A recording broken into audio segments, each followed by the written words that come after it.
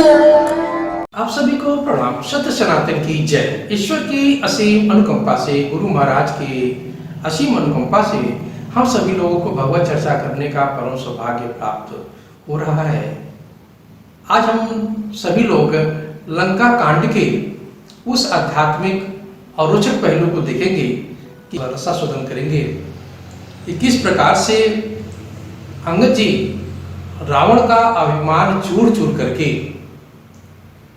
माने कि जब रावण अंगद जी का पांव हटाने के लिए आता है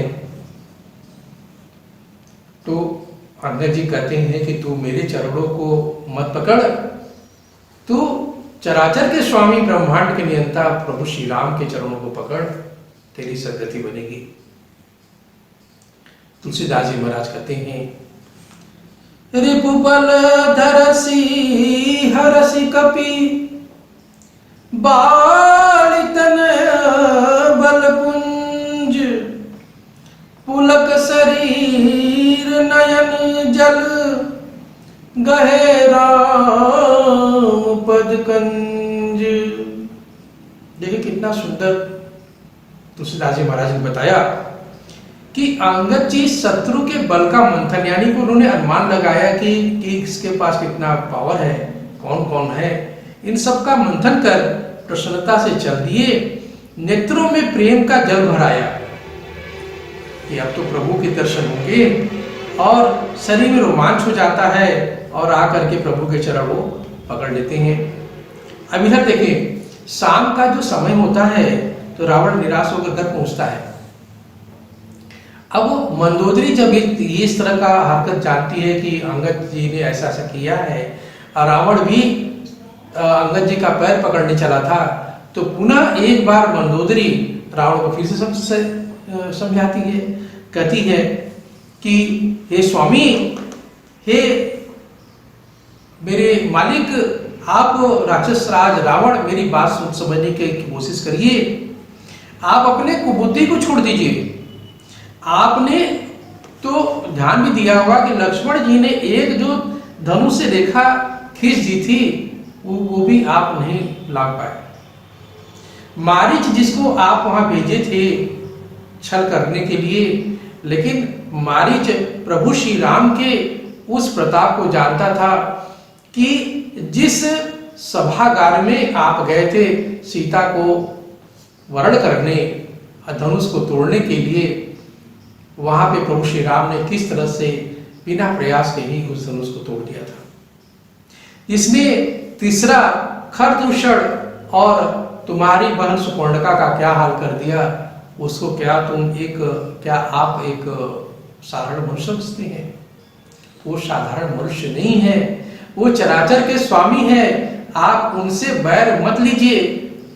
जानकी जी को सादर सहित उनके पास आप लौटा दीजिए। इसी में हम सबकी भलाई है और मेरा सुहाग भी बचा रहेगा, ऐसा आपसे मेरी प्रार्थना है। आप काल के वश में मत होइए, क्योंकि उनसे बैर करके इस धराधाम पे कोई बच नहीं सकता। अब रावण क्या करता है? रावण तो कहते हैं ना, विनाश काले विपरीत बुद्धि। रावण मंदोदरी की बातों को कोई जवाब नहीं देता, और सुबह होते ही अभिमान के साथ दरबार में जाकर के बैठ जाता है। इधर प्रभु श्री राम अंगद को अपने पास बुलाते हैं और कहते हैं, हंसकर पूछते हैं कि अरे भाई अंगद, ये तो बता।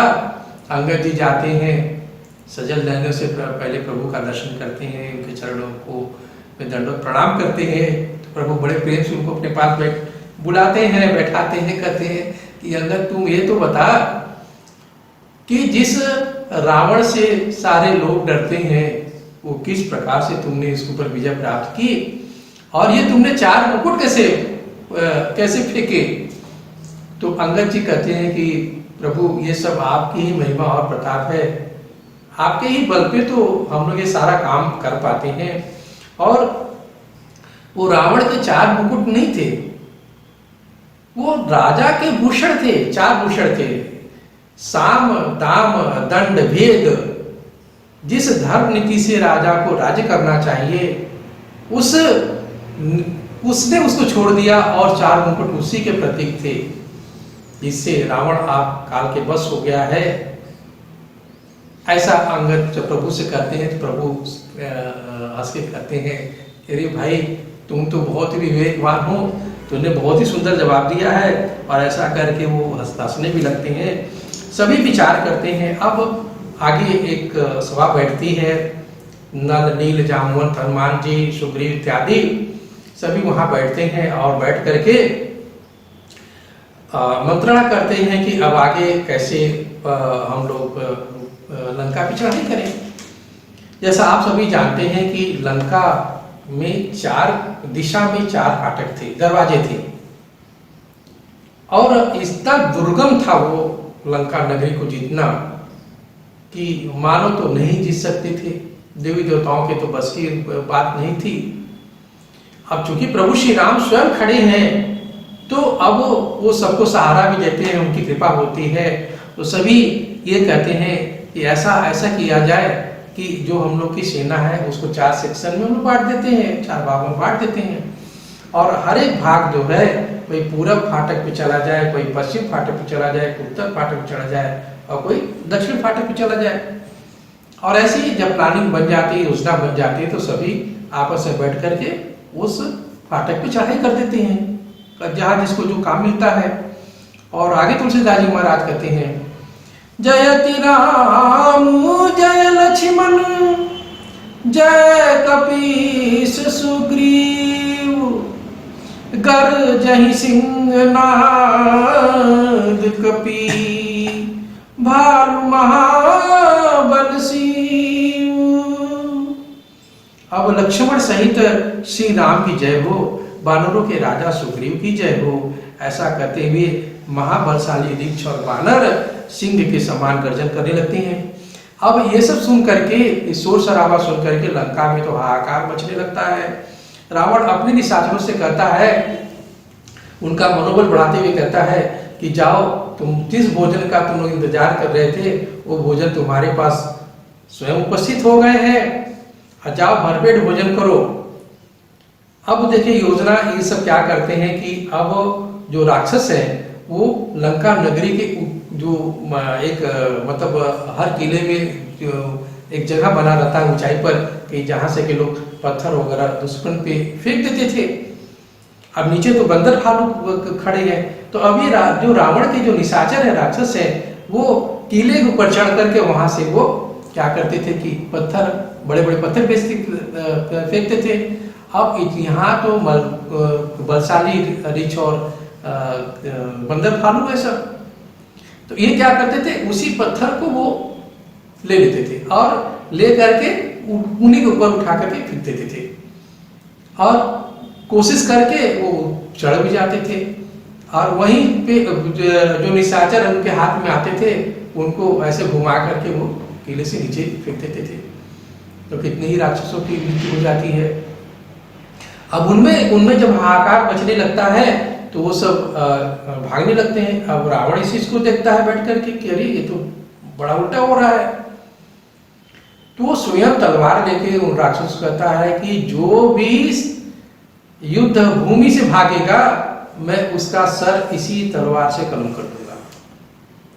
अब राक्षस इधर कुआं उधर खाई, तो ये समझ के कि यदि हम लोग युद्ध में जीतेंगे तो रावण हमको शाबाशी भी देंगे, हमारी प्रशंसा भी होगी, नहीं तो आगे देखा जाएगा। तो वो दूने वेग से बड़े बड़े कटार लेकर के विचित्र आयुध लेकर के वानरों पे हमला कर देते हैं। उनके बीच में बड़ा हाहाकार मचने लगता है भालू बीच में। अब आगे देखें किधर हनुमान जी ने जब देखा कि हमारी सेना कमजोर पड़ रही है तो अब उधर आ जाते हैं। हालांकि वो उस समय वह पश्चिमी फाटक पर दरवाजे पर मेघनाद से युद्ध कर रहे थे। अब उनको इतना गुस्सा चढ़ जाता है कि एक बड़ा सा पहाड़ उठा लेते हैं। अब पहाड़ उठा करके मेघनाद पे दौड़े और उसको सारथी सहित, मतलब उसको इस तरह से मारा कि उसके सारथी की मृत्यु हो जाती है और मेघनाद मूर्छित भी हो जाता है। तुरंत दूसरा सारथी एक नया रथ लेकर के आता है और मेघनाद को लेकर के वो चला जाता है आगे। अब इस लड़ाई में अंगद जी भी देखते हैं कि हनुमान जी ज्यादा क्रोध में आ गए, तो इनको थोड़ा शांत करना भी जरूरी है, क्योंकि प्रभु श्री राम पहले से ही बोले हैं कि देखो सब मारूंगा तो मैं ही, मतलब भाव तो यहाँ पर ये है, रोके भी हैं मर्यादित तरीके से। तो अंगद जी भी आ जाते हैं साथ में। अब आगे क्या परिदृश्य उपस्थित होता है हम लोग अपने अगले एपिसोड में इसको देखते हैं। एक छोटा सा भजन। लक्ष्मण सा भाई हो, कौशल्या माई हो,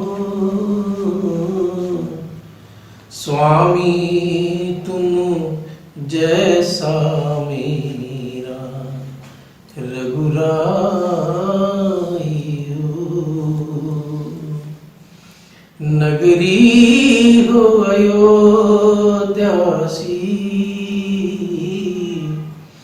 रघुकुल सगराना हो, चरण हो राघव की, जहाँ मेरा ठिकाना हो, चरण हो राघव की,